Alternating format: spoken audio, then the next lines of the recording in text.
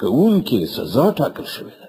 وإذا قيل لهم آمنوا بما أنزل الله قالوا نؤمن بما أنزل علينا ويكفرون بما وراءه وهو الحق مصدقا لما معهم قل فلم تقتلون أنبياء الله من قبل إن كنتم مؤمنين.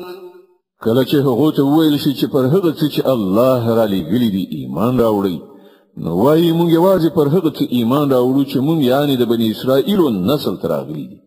له دې ساحې د باندې چې هر څه راغلي دي د هغو له منلو نه انکار کوي، په داسې حال کې چې هغه حق ده او د هغو لارښوونو تصدیق او تایید کوي چې له پخوا نه له هغو سره موجود وو.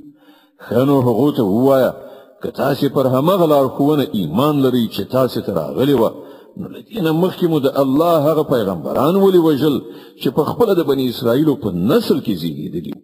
د بقرې مبارکه سوره چې د قرآن عظیم الشان 2مه سوره ده، په مدینې منورې کې را نازله شوې ده. 286 مبارک آیاتونه لري. تلاوت او پښتو ترجمه یې له 92 آیت څخه اورئ.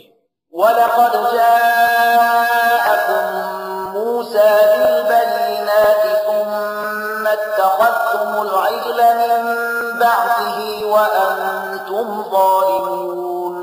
تاسو ته موسی له څه ډول روښانه نښانو سره راغی، بیا هم تاسو داسې ظالمان وئ چې د هغه درته شا شوه، خو سکه یې مو خپل معبود ونیو.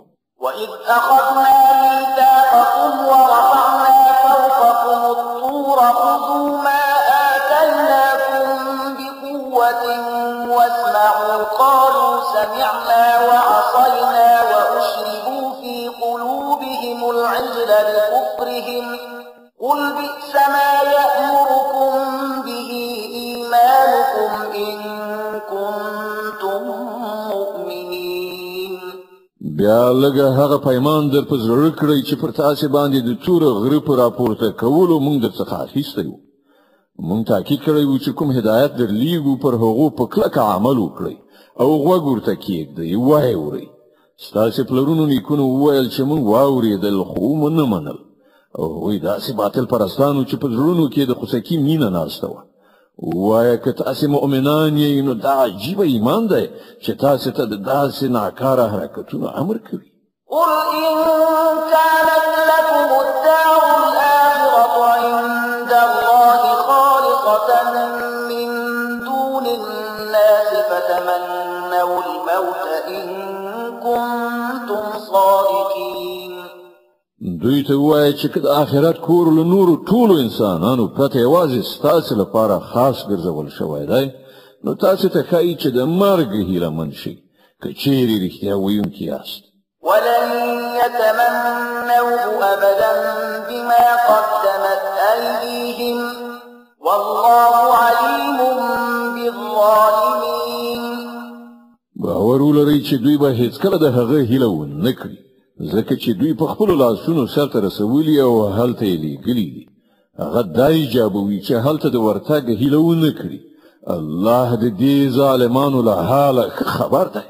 ولتجدنهم أحرص الناس على حياة ومن الذين أشركوا يود أحدهم لو يعمر 1000 سنة وما هو بمزحزحه من العذاب أن يعمر والله بصير بما يعملون.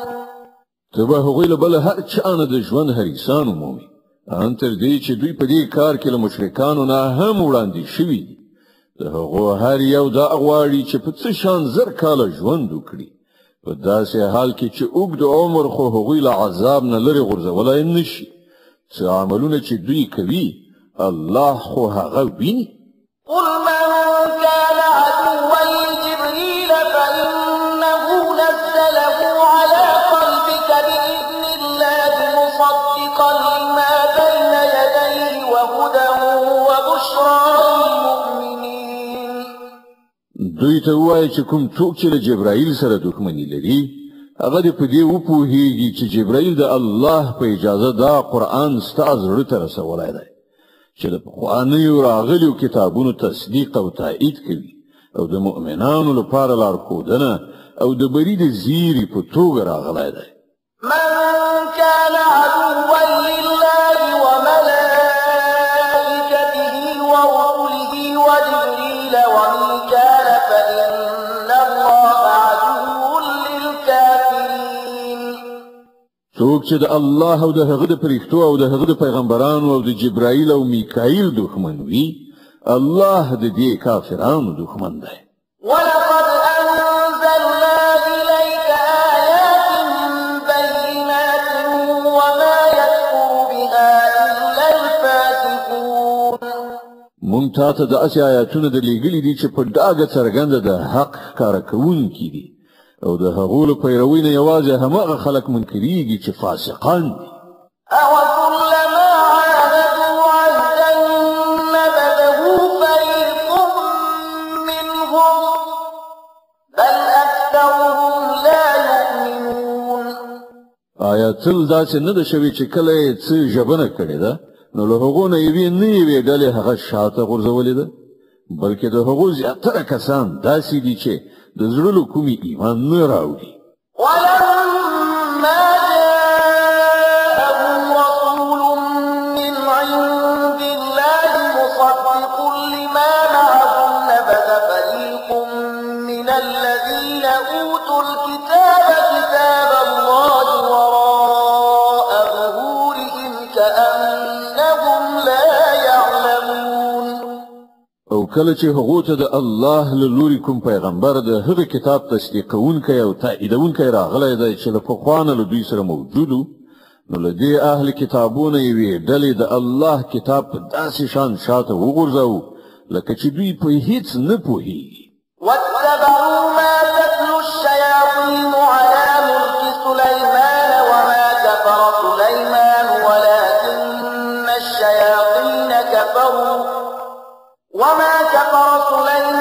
ولكن الشياطين كفروا يعلمون الناس السحر وما أنزل على الملكين ببابل هاروت وماروت وما يعلمان من أحد حتى يقولا إنما نحن فتنة فلا تكفر فيتعلمون منهما ما يفرقون به بين المرء وزوجه وما هم